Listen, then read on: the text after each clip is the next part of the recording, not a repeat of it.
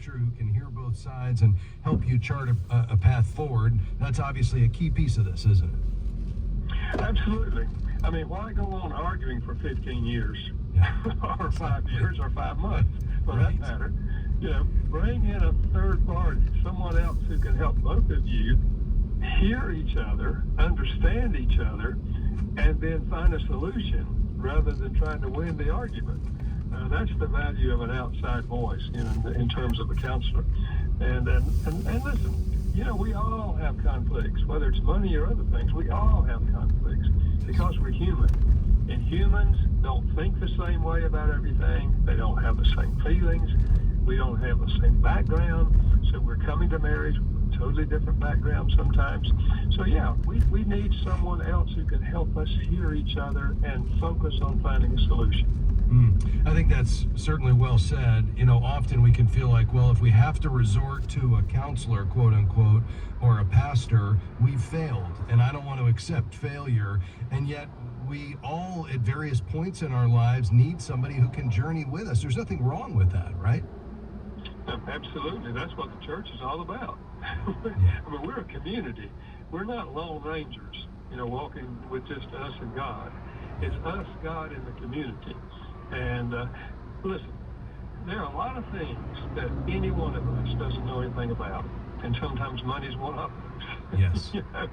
And so there are other people who know a lot about that topic. And that's why we go to a medical doctor if we got a physical problem, because we know they know more than we do. So the same principle is true when it comes to finances. And if we take advantage of other people's knowledge in those areas that we may not have, it's just wisdom. Yeah. Let's wade into an area, Dr. Chapman, that might ruffle a few feathers. What about separate checking accounts, the my budget and your budget approach? Does that foster disunity, and do you encourage couples against that approach? It all depends, I think, of course, on the couple and how they view it and why they do that.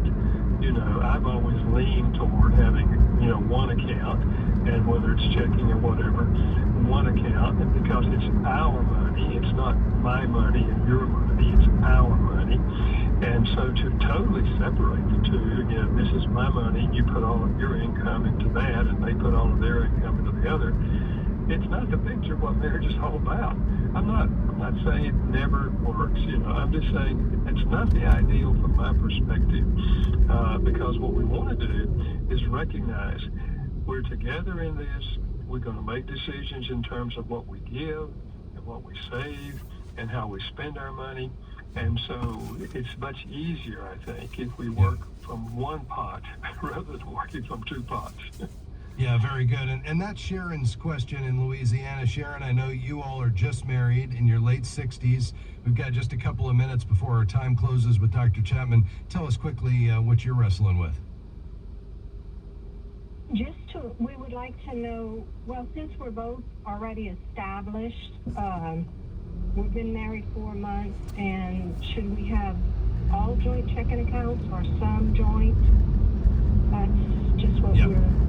Yeah, very good. And Dr. Chapman, later in life, in their late 60s, 4 months into their marriage, how would you counsel them? Well, it's very different from being a newly married couple at the age of 23, because you both have established financial things already, and hopefully you've already talked about that, how we're going to handle that as we get older and when we leave, all of that hopefully has been settled to honor your families, for both of your families. But I think whether it's all put in one account or all kept in two accounts, as long as you have the idea this is our money and we're not holding back anything and information from each other, we're going to let each other know where we are financially, and we're going to work together as a team.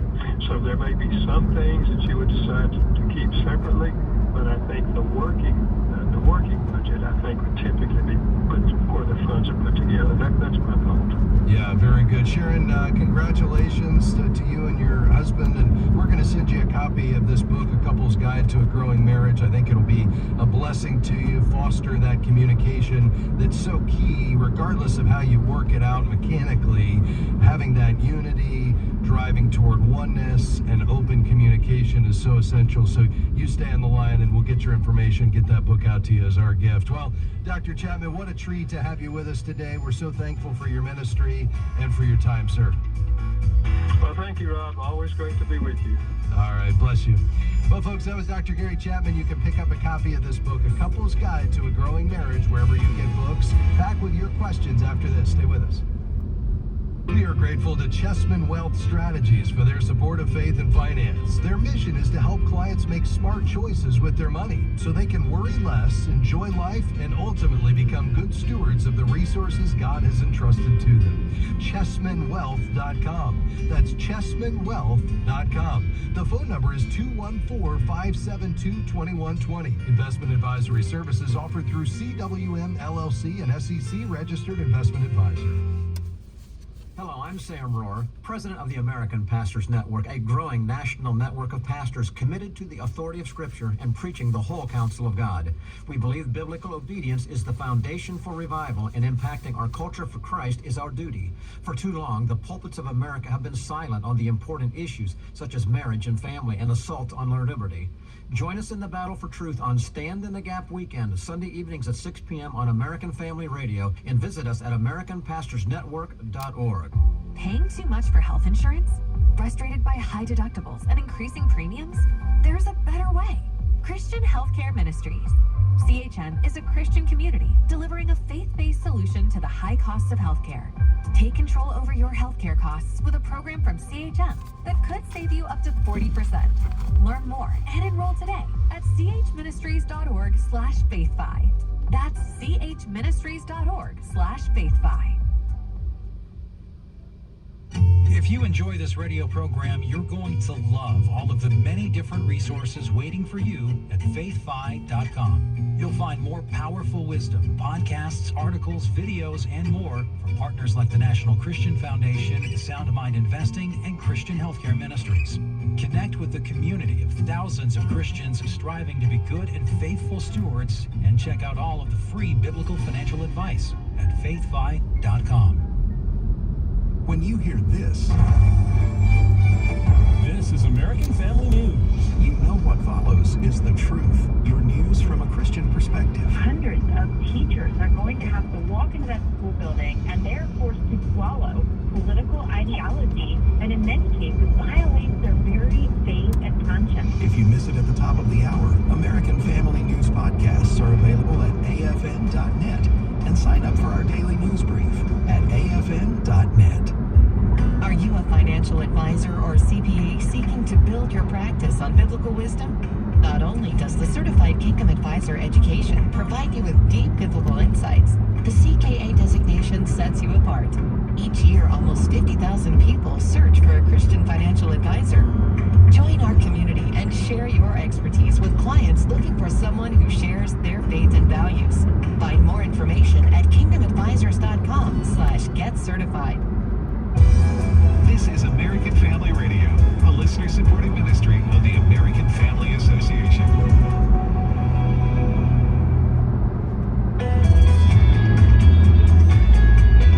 We're delighted to have you with us today on Election Day. Today, Americans will vote on who will become the 47th president of the United States. You haven't been out to do your civic duty. Let me just implore you to take the opportunity to express your values, show up in the ballot box, be ready. iVoterGuide.com is ready to support you in helping you make a decision that aligns with your values and priorities. Show up and vote. Today's the day to do it. We're taking your calls and questions today, 800-525-7000. That's 800-525-7000. What a treat to have Dr. Gary Chapman with us. It's a busy program today. Coming up in the next segment, Bob Dole stops by with his weekly market commentary. We'll find out what's moving markets today. Clearly the market rising. What's that telling us perhaps about what might be the outcome of the presidential election, and where's the market going from here based on the outcome? We'll get Bob's take on that straight ahead. But first, let's go to Texas. Daryl, thanks for waiting patiently. Go ahead. Hello, Brother Rob. Yes, my wife and I are considering two different financial advisors. One's a young man, and the other's an older, which my wife is leaning toward. She wants the older man. She trusts him. But he's promoting an annuity we have a joint account of over $500,000, and the other amounts are like 4 IRAs. There are another $500,000, a little over $500,000. So we're talking about $1 million over. And the younger man is promoting an insurance policy, a permanent life insurance, with a $343,000 payout, but it's a legacy. It requires both of us to have died to receive it for our heirs, and it's $20,000 a year coming out of the IRAs. He's saying that we don't need the income. He's saying that we need to get the tax-free assets to our legacy. And of course, that makes my wife uncomfortable that, it's not for us, and, but I mean, at the same time, if we don't need it, but I'm just concerned, we don't know what to do. And I'm leaning toward the younger man with the insurance, the permanent life insurance, and she's wanting to go with the older man with the annuity. I'm 72, she just turned 73 on Halloween, and so, we're not going to make it to the 99 years old that he's got this insurance going out to. In the end, coming up to 90 years old would be $610,000 payout, but with a cash value of $235,000 for the accumulated value at 90. And we're, that's less than 20 years away. And so, what is your opinion on how to approach? I don't want to buy an insurance product just because they have, they're salesmen for an insurance company. If you advise also. Yeah, that's helpful, Daryl. I appreciate all that background. I think it always behooves you to just kind of take a step back and say, this is not about advisor A or advisor B. It's not even really first about product A or product B. It's really about, where is God leading you? What assets has he entrusted to you? What are your values and priorities in this next season of life? And yeah, we want tax efficiency, and we want good diversification, and we want, appropriate risk-adjusted returns, but we need to start with kind of the why. And I think that's why having an advisor who first shares your values, but second can advise you objectively as a fiduciary, not in terms of, and I'm not saying either of these advisors are driving you toward what's going to generate the most commissions to them. That may or may not be true, but I like the idea of a fiduciary who's legally bound to put your interests above their own and help you all discover what is the right product for or investment strategy for you, not what they happen to have in their toolbox, so to speak. I'm not a big fan of permanent life insurance, especially in this season of life, unless there's a need for it, like a business owner who needs a buy-sell agreement, that's funded by permanent life insurance, or a lifetime,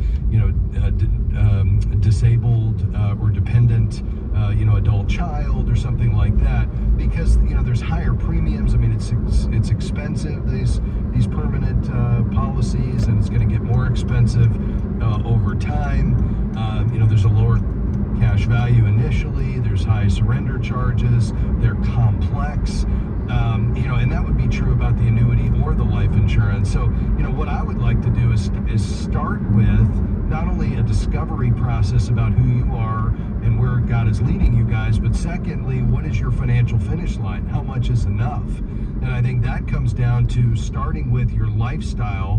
Where do we want to cap our lifestyle in terms of how much do we need to live on? There's not a quote-unquote Christian lifestyle. I mean, we see ideas in God's Word about living simply and working with our hands, and, I think be saving and living appropriately, but you need to work that out in prayer with the Lord between you and your wife.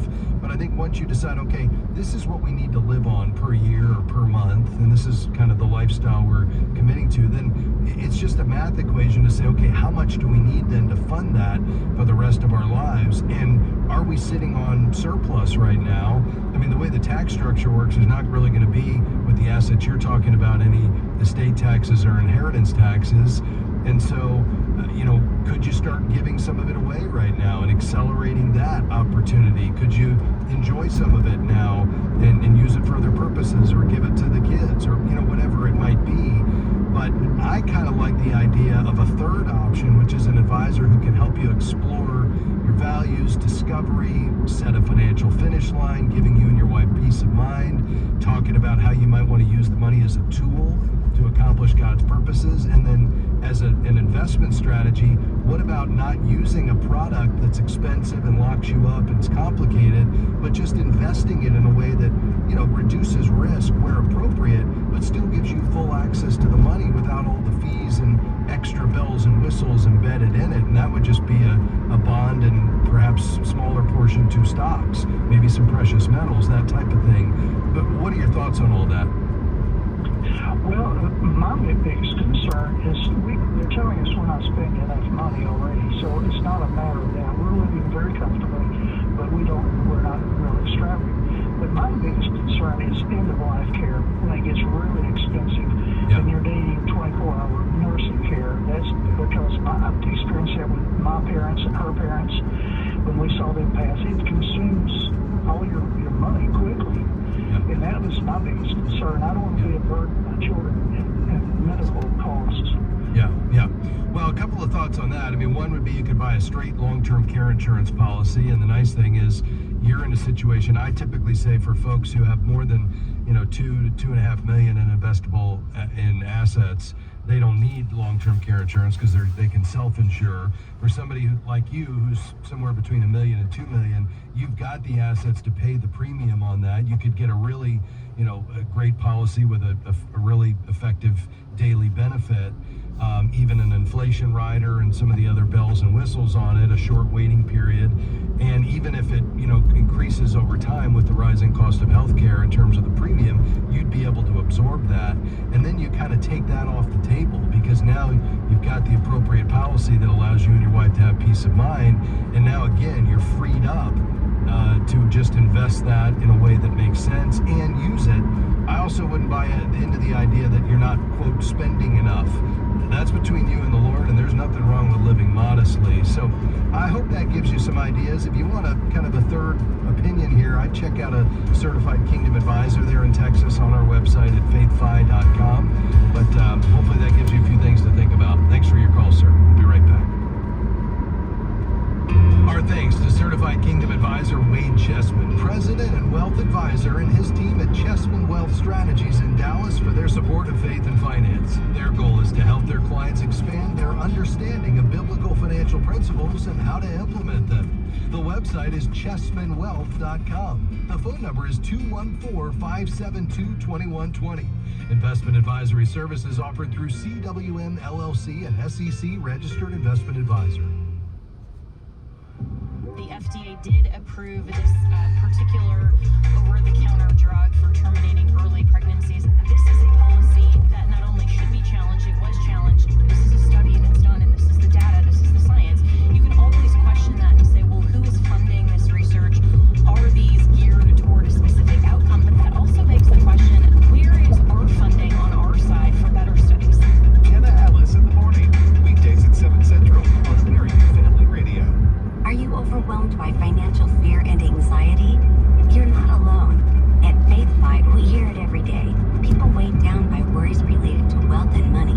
But financial anxiety isn't about the size of your bank account. It's about the condition of your heart. That's why we've created Look at the Sparrows, a 21-day devotional that'll help you find peace through Jesus' teachings. Replace your financial anxiety with peace today. Visit faithfi.com/sparrows and start your journey today.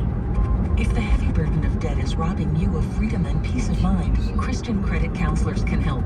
We're a nationwide nonprofit credit counseling organization that has helped over 300,000 individuals in the last 27 years get out of credit card debt 80% faster while honoring that debt in full. To learn how Christian Credit Counselors can help you, visit ChristianCreditCounselors.org. That's ChristianCreditCounselors.org, or call 800-557-1985.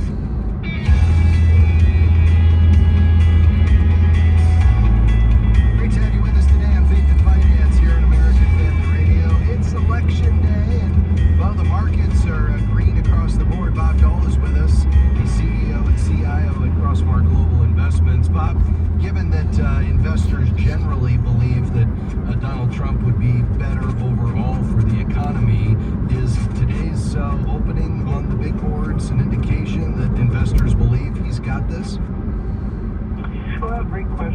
certainly what's been going on. That is, the market has generally been moving higher as in the last month or so.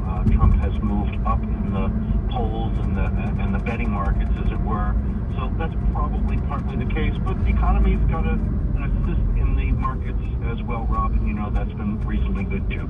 Let's talk about the economy. What is the latest data telling us, Bob? What are you watching? Well, we since you and I last talked, we received the real GDP for the third quarter, up 2.8%. Second quarter was 3.0. They're both above trend numbers. 2% is about the trend. So we're growing faster than long-term growth is likely in the U.S., and that's pretty solid. Yeah, no question about it. Obviously, earnings is what it's all about at the end of the day. What are you seeing as the earnings come in? Well, earnings for the third quarter are still coming in. We're most of the way through, but not complete. And they've been okay, no better than that, Rob. And as we point out in our deliberations this past weekend, earnings estimates for 2024 have dropped for the first time to a single-digit gain. The gain had been anticipated for double digits for quite some time. And as those numbers come down, it tells you that analyst numbers are just too high, and the third quarter releases have sparked those cuts. Bob, is there anything we should take away from the fact that alongside the strength in the market, we're seeing incredible strength in both gold and crypto? What does that tell us? Yeah, it tells us that at the root, nominal growth, nominal GDP, that would be real growth plus inflation, is good. And when that happens, risk assets tend to move up. Risk assets, of course, are stocks and precious metals and commodities and things like that. So it's all part of this. The economy's been better than expected. Maybe that's going to continue, and so investors are bidding the price of all those things higher. Bob, as we look at the markets, we see that the consumer, for the most part, has held up. I mean, I think this tail on all of the stimulus perhaps played out longer than we thought, just in terms of how the average consumer was saving and spending. Is that continuing to be the case, or are we seeing some, perhaps erosion of the consumer's overall financial health? Well, it's mixed, Rob. We're starting to see some erosion, but on the other hand, the confidence of the consumer index from the Conference Board announced last week for the month of October jumped up again. But then on the other hand, you get a jobs report for the month of October last Friday, only 12,000 new jobs, when consensus was triple-digit thousands of jobs. So you're getting mixed signals, and that's typical of a period where you're transitioning from either slow growth or to faster growth, or as in the case of this cycle, reasonably strong growth, somewhat a little weaker. So weaker growth probably ahead. Bob, as investors take a collective sigh of relief after the results are in, whether that's tonight or 2 weeks from now, let's hope it's not the latter, where does the market go from here, just based on either scenario? Well, if Trump is elected, it probably means that interest rates continue to creep higher. The 10-year Treasury yield is a bellwether measure, at a yield of 360 a couple months ago. Today is over 430, and we've been saying a Trump election means it goes to 450. If Ms. Harris is elected, it probably goes down to back to 4.25, maybe down towards 4. And that would have some impact on stocks. Stocks like it when interest rates fall. Having said that, a Harris election probably means slower economic growth, Trump faster economic growth, so earnings will be affected. So all this will take time to sort out. Of course, that's what they've been saying. A lot will depend on what Congress is elected behind them that has to pass all this legislation. So for now, it's business as usual. Yeah, makes sense. Bob, we need to vote our values. We can also invest our values. And as you and I have talked before, I mean, we're probably talking, $20+ trillion in the hands of Christians, and yet there's just a, less than 1% of that in faith-based products today. And yet studies are saying that when presented the opportunity, Christians overwhelmingly want their values to line up with their investments. Where's the gap and the opportunity in that? Yeah, first of all, those surveys are just great news for everybody, in my view. Those of us that are managing money in this way, financial advisors who are advising their clients, we have to continue to educate those clients to help them figure out, okay, if this is what you want to do, here's how you do it. And that takes time and education, but it should mean some good growth for the faith-based investing world as more and more, as you point out, individuals, financial advisors, and institutions are attempting to line up their investments with their beliefs. Yeah, I was looking at a study the other day. I mean, just 5 years ago, there was less than 100 offerings in this space. Now more than 160, like the great work happening there at Crossmark Global. And so that's good news. There's more products. They're world-class. They're award-winning. But they really are, where the rubber meets the road, doing great work. Bob, last question. How do you and your team overlay this values and faith filter as you're selecting companies that will also provide value in the portfolio? Well, for starters, Rob, as you know, we will not invest in companies that are doing bad, companies that make products that in some cases kill or demean people or just not good for the flourishing of society. But then importantly and more interestingly, we give extra kisses, I use that phrase, to companies that are doing good. Yeah, you have to have good secular characteristics for growth and cash flow and a strategic plan that you can execute. But on top of that, who's doing good? How are they treating their clients, their suppliers, their customers, their employees? And this is the faith-based investing world that's so exciting. Yeah, no doubt about it. Well, Bob, we're grateful for you, and thanks for your insights. We'll look forward to, hopefully on the other side of this election, to getting your thoughts on where we go from here. But in the meantime, happy Election Day. Same to you, and many more. All right. God bless you, Bob. That's Bob Dahl. He's CEO and Chief Investment Officer at Crossmark Global Investments. You can learn more, and while you're there, at crossmarkglobal.com, sign up for his weekly investment commentary, Dahl's Deliberations. All right, we're almost out of time today. A few thoughts. First, let's tackle a couple of emails. We don't get to these as often as we should, and they come into us regularly at askrob@faithfi.com. This one from Vanessa. My daughter's credit score is 625, and she's committed to repairing it. My credit score is over 800, and I've heard you talk about making someone an authorized user on a credit card to help with their score. Can you elaborate on how that works and how it might affect both of our credit scores? I sure can, Vanessa. And basically, if you designate your daughter as an authorized user, the issuer will report your activity to the credit bureaus under your name and hers. And so here's why people do that. Even if you don't give her the card, and most people don't, she will then get the benefit of your entire credit history with that account, including the length of time it's been open. So if this account's been open for a decade, that's going to come over to hers as well, the credit limit and the payment history, and that can improve her score while having no impact on yours. Now, keep in mind, first, she doesn't have to use the card to get this benefit, so there's no reason to give her access to the account. Second, the negative history passes with the positive. So let's just play this out. Let's say that you were to miss a payment. You're on vacation. You forget. You have an auto payment set up and it fails, something like that. Your late payment is going to pass right over to her as well. So just keep that in mind. This is not for everyone, but it is something you certainly can consider. Thanks for writing to us. Ashley writes this. Hey, Rob, unfortunately, I'm completely lost when it comes to all things financial. However, I want to set my family up for financial success later on. So I was wondering if you could point me to a resource that could help me learn what I need to learn about finances. I'd be happy to. Two of our all-time favorites, Ashley, are one, a quicker read called Your Money Counts by Howard Dayton. Howard's a good friend, a mentor, and former host of this program. It's a fabulous kind of tome, if you will, on biblical finance. And then second, a little bit of a thicker read, but still very practical and very well written. It's a classic, Master Your Money by Ron Blue. Either of those, Your Money Counts or Master Your Money, would be a great beginning point for you, and then you can progress from there. There's some great books that you can move on to, like Redeeming Money from our friend Paul David Tripp, or Money, Possessions, and Eternity, a little thicker, by Randy Alcorn. But I think Your Money Counts and Master Your Money would be great beginning points. Thanks for writing to us. By the way, folks, if you have a question, send it along. AskRob@faithfi.com.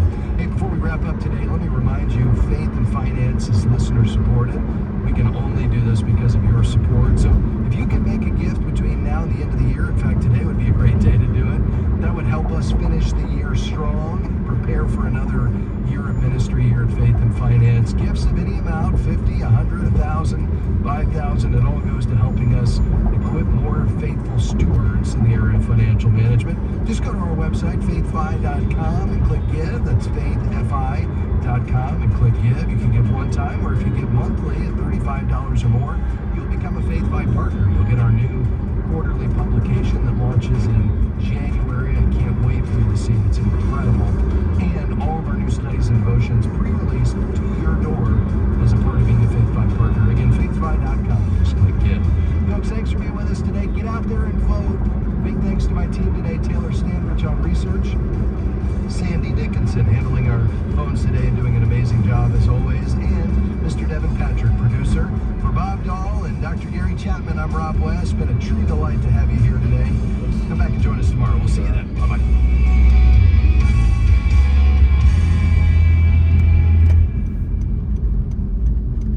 The views and opinions expressed in this broadcast may not necessarily reflect those of the American Family Association or American Family Radio. 90.5 KTXG Greenville, Dallas. Speak. What would he say? The Bible subjects itself to historical verification. He says, we saw this. We go to the Bible wanting to hear what the living God has to say to us. When God speaks, what does he say? The God who speaks. Visit stream.afa.net. This is American Family Radio, a listener-supported ministry of the American Family Association.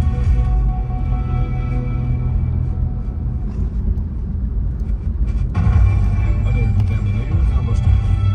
Voters are heading to the polls on this election day. Both presidential and vice presidential candidates are filling out their ballots. Ohio Senator J.D. Vance casting his vote today in Cincinnati. I certainly hope you vote for Donald J. Trump today. I think that his policies are going to promote peace and prosperity for our citizens. But if you vote the wrong way, in my view, I'm still going to love you. I'm still going to treat you as a fellow citizen. And if I am lucky enough to be your vice president, I'm going to fight hard for your dreams and for your family over the next 4 years. Donald Trump and Kamala Harris are making their final pitches to voters on the economy, which has remained a top issue this election cycle. Edward Lawrence has more from the White House. The former president believes the election boils down to one question. Are you better off than you were 4 years ago? Now, his running mate believes that people are smart enough to see through the politics. The thing that Kamala Harris has been doing over the last few months is trying to pretend that she is going to fix what Kamala Harris broke. And I think the people of Wisconsin are smart enough to recognize when they've got a politician like Kamala Harris who's trying to sell them snake oil. Vice President Kamala Harris, she's pitching a message of turning the page. The vice president and her running mate asking voters now to trust them. Kamala Harris is counting on female voters as women outpace men in early voting, but comments like these could cost her some support. Remind everybody, if you're voting for these Republicans in New York, you're voting for someone who supports Donald Trump, and you're anti-woman, you're anti-abortion, and basically you're anti-American. Donald Trump, you never see him around strong, intelligent women, ever. It's just that simple. They're intimidating to him. He doesn't like to be challenged by them. But Outkick host Tommy Lahren says a lot of women will not be listening to Democrats. There are a lot of conservative women out there that will not be taking cues from the Democrat Party, which often cannot define what a woman is and wants men in women's sports, restrooms, and locker rooms. One state that could decide the election is Pennsylvania. Van Jones had this to say on CNN. We are behind in Pennsylvania, folks. We are behind. We're not where we're supposed to be in the early vote. When she says she's the underdog, she is the underdog. Former Arkansas governor and one-time presidential candidate Mike Huckabee gives his final thoughts on this election. I'm ready to turn the page, and that page does not include Kamala Harris again or Joe Biden. I'd like to turn the page away from the past 4 years of high inflation uncontrolled immigration, mixed message with Israel, a terrible economy, and overregulation and weaponized government. Let's get back to a place where everybody in America can feel good that their president is working for them and not working for a handful of billionaires and bureaucrats. Floridians will decide today whether to amend their constitution and legalize recreational marijuana. It's called Amendment 3, and if enough yes votes are counted, people 21 and older in Florida will be able to use recreational marijuana. They will also be able to possess up to 3 ounces of marijuana. Talking about this on American Family Radio, Florida Governor Ron DeSantis said he's a no vote. For starters, DeSantis said this is being sponsored by what DeSantis described as a massive mega marijuana company. The text was actually written by the CEO of that company, and so it's a partial legalization. It gives you a right to possess and smoke up to 3 ounces of marijuana, which is a lot more than California and Colorado, but only if you buy it from them. So they create a weed cartel. They don't authorize you to grow your own, and then they give themselves total immunity from civil liability. And so this is they wouldn't have put $140 million into this unless they had a payoff on the back end. So they're guaranteeing themselves a revenue stream in hijacking Florida's constitution. Florida is often referred to as the free state of Florida, a term or phrase that DeSantis himself has used in public appearances. But DeSantis said this is not about freedom. First of all, I don't really care what people are doing in the privacy of their own home, but this is not about freedom, because if it was, the first thing they would have said is you can grow your own. They're not doing it. It's about corporate profits, but also we have to be mindful of the freedom of Floridians who don't want to be involved in marijuana. I'm Chris Woodward. Live election coverage beginning at 6 p.m. Central here on AFR. I'm Rusty Peter. Tired of campaign ads, candidate rhetoric, and a mailbox full of flyers? Are you thinking of sitting out this election? Don't do it. As Christians, it's our responsibility to be salt and light. How can we influence our nation for godly values if we don't make our voices heard? Show your support for candidates who share our biblical values by voting wisely. Use iVoterGuide.com as a free tool to help you identify those candidates. Be a good steward of your vote on November the 5th. Vote wisely with iVoterGuide.com. Welcome to Today's Issues, offering a Christian response to the issues of the day. Here's your host, Tim Wildman, President of the American Family Association.